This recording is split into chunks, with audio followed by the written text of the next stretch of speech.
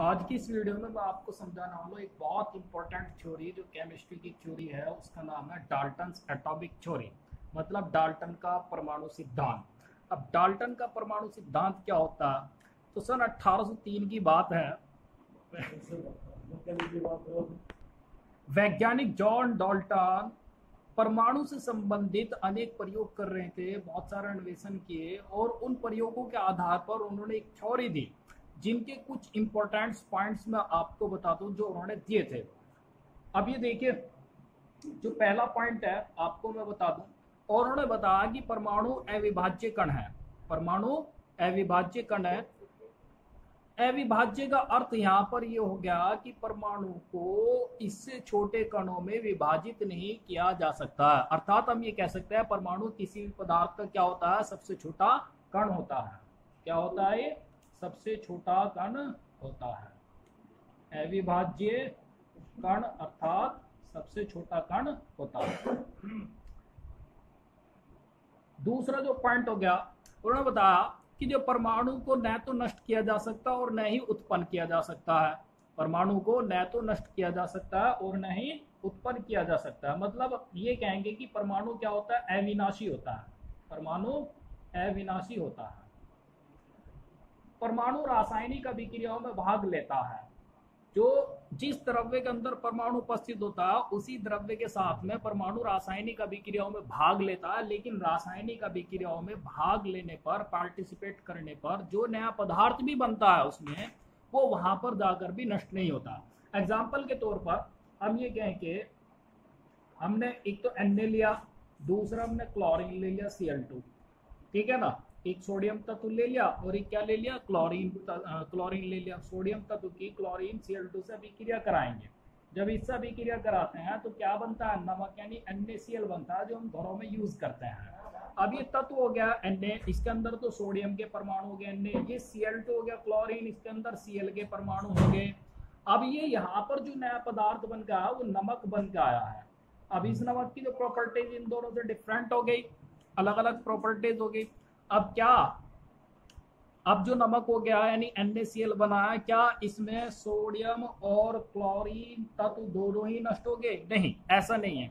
बल्कि sodium chloride यानी NaCl में सोडियम तत्व भी उपस्थित रहता है और क्लोरीन भी उपस्थित होता है। मतलब दोनों के ही परमाणु उपस्थित होते हैं, सोडियम के भी और क्लोरीन के भी।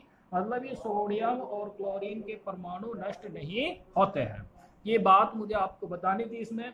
और जो इसमें बताया गया था, ये कहा गया कि परमाणु क्या होता है, अविनाशी होता है। जो चौथा पॉइंट हो गया, हम ये कहेंगे परमाणु एक, जब परमाणु जो होता है संयोग करता है तो संयोग करने पर ये बनाते हैं परमाणविक यौगिक बनाते हैं। क्या बनाते हैं? परमाणविक यौगिक बनाते हैं।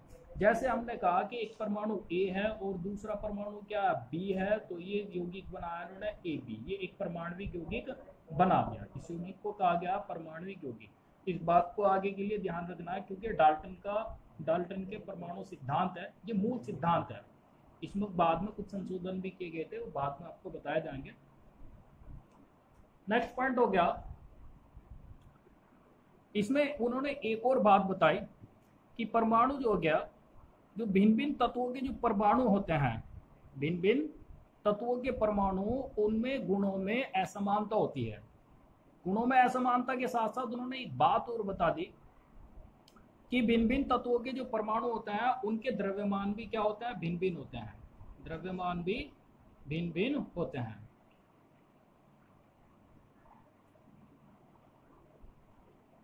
जबकि एक समान तत्वों के जो परमाणु होते हैं, समान तत्व के जो भिन्न भिन्न परमाणु होंगे, अब उनके जो गुण होते हैं वे एक समान होते हैं। ये भी पॉइंट बताया गया उसमें। जो एक ही तत्व हो गया, एक ही तत्व के जो परमाणु होते हैं उनके गुण क्या होते हैं, समान होते हैं। गुण में यानी जैसे आकार कहेंगे, आकार समान होता है। इसी तरह से हम कहेंगे कि द्रव्यमान हो गया, परमाणु द्रव्यमान, वो एक समान होता है।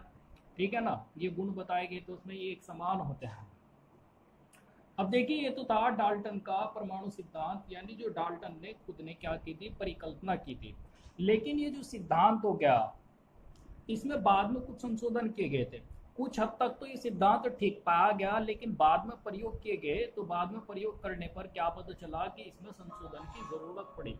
मतलब इसमें कुछ तथ्य ऐसे थे जो कंप्लीटली सटीक नहीं थे, जो पूरी तरह से ठीक नहीं थे, तो अब वो संशोधन क्या किया गया। अब इसमें जैसे कि पहले पॉइंट में बताया गया था कि परमाणु अविभाज्य कण है। हाँ, ये बात ठीक है कि परमाणु अविभाज्य कण है। भौतिक और रासायनिक जो परिवर्तन होता है, रासायनिक परिवर्तन में परमाणु अविभाज्य रहता है, मतलब परमाणु को इससे ज्यादा छोटे कणों में विभाजित नहीं किया जा सकता। लेकिन बाद में जो खोज हुई है, परमाणु भी कणों, छोटे छोटे कणों से मिलकर बना है। परमाणु और छोटे छोटे कणों से मिलकर बना है, जैसे इलेक्ट्रॉन हो गया, प्रोटॉन हो गया, न्यूट्रॉन हो गया, इन कणों से मिलकर बना हुआ है।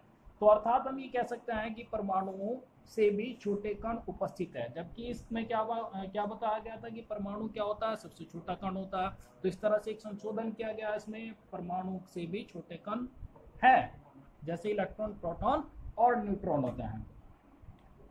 इसमें बताया गया था कि भिन्न भिन्न तत्वों के परमाणुओं के जो द्रव्यमान होते हैं वे भिन्न भिन्न होते हैं, जबकि इसमें भी संशोधन किया गया। बाद में खोज की गई थी जो भिन्न भिन्न तत्वों के परमाणु के द्रव्यमान हो सकते हैं वे एक समान भी हो सकते हैं।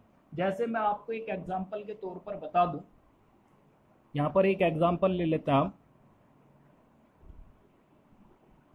कैल्शियम हो गया और एक हो गया पोटेशियम।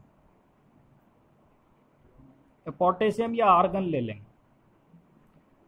अब पोटेशियम तत्व का परमाणु, उसके एक परमाणु का द्रव्यमान यहाँ पर 39 होता है, और आर्गन हो गया, आर्गन के एक परमाणु का द्रव्यमान भी क्या होता है, 39 होता है। दोनों ही भिन्न भिन्न तत्वों के परमाणु हैं, लेकिन उनका जो परमाणु द्रव्यमान क्या होता है वो एक समान है। तो इस तरह से कॉन्सेप्ट क्या हो, ये जो पॉइंट बताया था इसमें संशोधन हुआ, ठीक है ना। इन तत्वों को कहा गया संभारिक। क्या कहा गया है, संभारिक।